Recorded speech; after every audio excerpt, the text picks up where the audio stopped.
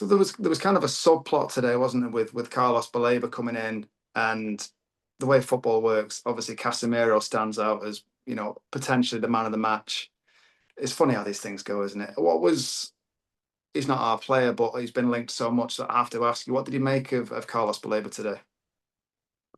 Yeah, he had an interesting game, didn't he? He started really brightly, and you could tell he was happy to be at Old Trafford. I think the rumours are correct that he definitely wanted that move, or still wants that move, and you can see that.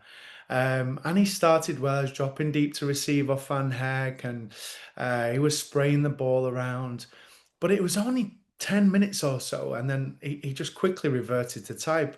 I was speaking to a Brighton fan before the game, and they said he just found his form again last game or two after a shocking kind of 6 game spell. And they were expecting a lot from him today, but he did kind of go into his own shadow once again.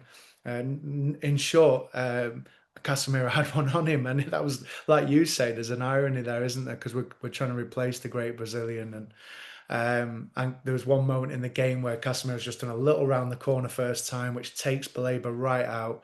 The ball lands at Sesko's feet, and it's just beautiful. It's exactly what you'd have expected Baleba to do, either for Brighton or for us in the future. So interesting. It has put a question mark on his mentality, hasn't it? Um, he's this guy that, I mean, if you look at his Instagram, he's full on, he's full, he's absolutely all about him playing that central role for Brighton, and he clearly rates himself. And to be fair, he's a super player, but there's a question mark on the mentality given this kind of playing within himself that we're seeing at the moment. But if you were to ask me, is he worth the money? This is regardless of the chat around Elliot Anderson. Conor Gallagher loan in January is the latest one. Adam Wharton, who of course I've just rated from the minute go and I love. So regardless of that particular topic, I think Baleba is worth looking at, because there's definitely when you see him in those little cameos, shall we say, in the game today. He's both footed. His ground coverage is awesome. He's spraying passes quickly when he's at it. The short game, the long game is there. He breaks lines by just, he can carry the ball away from you in an instant. He's got an eye for a through ball. He's got a pretty decent shot, although you wouldn't believe that this season. So yeah, I think he is a top player, and you don't just become a bad player overnight. But there's definitely a question mark on. I don't know whether it's a confidence issue or just the fact that he wanted to move to Old Trafford so badly.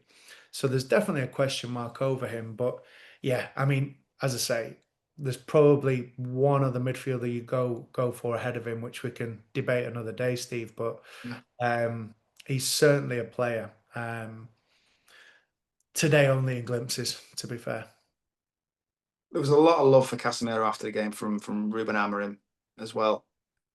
There's mileage, isn't there, in keeping him around? If you can get the right financial terms, he still has something to give, doesn't he? We've seen before, that whether, with Giggs and Scholes getting really strategically dropped in every few games as they age in their career. He's got priceless experience, hasn't he? Yeah, absolutely. I mean, if you were to have this conversation even 12 months ago, you would say we're completely bonkers. I mean, certainly that period of games around 18 months ago where he couldn't tackle, he was too slow to the ball, he was carrying a few extra kilos, his press was disjointed, he was caught too high and couldn't get back in, he was overhitting his long balls. He loves those looped long balls into the channel. Um, and as I say, the tackles were you're closing your eye. You're like, oh my God, this is the next yellow card for Casemiro. And then you look at his renaissance. I think you and I put it down to an away game in Europe. It was in March. I'm just trying to think of the opponent, where he just came of age again. Maybe Sociedad. As Sociedad is exactly the team, exactly the team. It certainly wasn't Bilbao, it was earlier than that. So Sociedad, he was running the show that game. You could see he'd done the work in the gym, and we didn't think then it'd be a seminal moment, but it turns out that it was, because he then followed it up with a man of the match performance in the Premier League. He then had a run of games in the side again, which was unlike, like Amarim said after the match today. He said he's the one we need to look at, and players need to take inspiration from him and his commitment. Because he said today he was fifth in line, even behind Toby Collier at one point, sat on the bench. I remember last game at the game before last at Anfield, sat there, desolate, not, still clapping for the team, by the way, still giving everything from the bench, just classic Casemiro style. And what a great character he is as a human being, we're led to believe. And he's just come back in, and it's as though his Real Madrid days are back with us. It's no exaggeration, it really isn't. For those that were at the game today, they'll see that every touch was intentional. Again, he's back up to the high 80s in percentage in terms of his passing completion. 3 tackles, but crucial tackles. And as we've said before, 3 to 5 tackles is big in this Premier League era. Intercepting the ball 4 or 5 times. There was one ball over the top to Mbeumo, which was absolutely, classic Casemiro of 5 years ago. It was lofted to perfection, and sadly nothing came of it. But there was a dummy in his own penalty area in the first half, which he's just left it to Le Mans, and it was absolutely only a player at the highest level, or certainly in the highest confidence within himself, can do that. And big praise for the Brazilian. Certainly, I was one to say, is it time to sell him? Going back 18 months ago, he certainly proved me wrong and a lot of fans wrong. It was great to hear his name sung as he came off to a standing ovation today. So, yeah, you definitely look at that option to keep him on and bring in and shadow and mentor another player coming in, whether that's a Wharton, a Baleba, or an Anderson. It's sort of unanimously recognised that a midfielder will be incoming. It's been a problem for a while, and there have been questions around why it was allowed to fester during this window. I mean, obviously, we would say you can't sign everyone at once and just go, boom, here's your new approach. But it was, I think we're seeing now with Amarim had enough in midfield to prioritise front and back and make it work, didn't he? Yeah, I think that's a really good point that you make, Steve. I think we were quite clear on our views as well in the summer. We understood that this isn't what you'd call a championship management approach. Of course, we understand that the midfield is lacking. That a blind person can see that. We're not trying to take liberties in that sense, but the team had different zones, if you like, areas of the pitch that needed urgent attention. You're talking like gaping wound attention. And it was obvious to us, at least, and a faction of the fans, to say that you've got to sort those things first. Now, we can all talk, till the cows come home about Ugarte's readiness in midfield, Fernandez's move from 10 into that 8 or a 6 in a double pivot.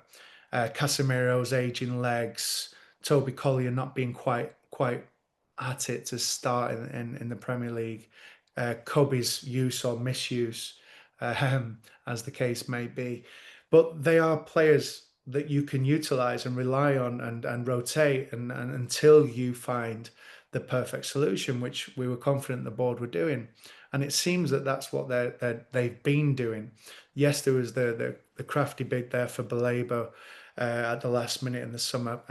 Still don't know the finances of that and how we were prepared to do that at such a late moment. But for me, it was always the case. Certainly when the system is not relying on a central midfield progressor, the likes of we've even said a deep line 6, for example, like an Anderson or even a Stiller, who's taking the ball from the defence, looking to go wide, then going to receive again, and then into the 10, and then into the 9. Amarim's not utilising that system. So you can absolutely see why he chose to replace a misfiring Højlund, a Rashford who's we've never questioned the talent of, but we've questioned mentality or his his kind of peer group, if you like. There's been talk about his off the field problems. Garnacho, as much as I liked the player, and he's coming for some harsh treatment from the fans at the moment since he's left. Yes, there's a question too about mentality and familial relations not helping him and not being as direct as he perhaps showed when he first broke into the team. So you can understand when if an Mbeumo and Acuna come about, and certainly the Sesko pursual over many years, that all coming together, you've got to do it. You just can't hesitate. You've got to do that. And then you've got to go and sort the goalkeeper situation out, which long and behold, it feels as though we finally have done. So yeah, really good question. And yes, midfield is also a wound, but it wasn't a gaping wound. It wasn't the first principle straight away, given the system and given the approach that Amorim uses. And hopefully we'll see a change there in the summer.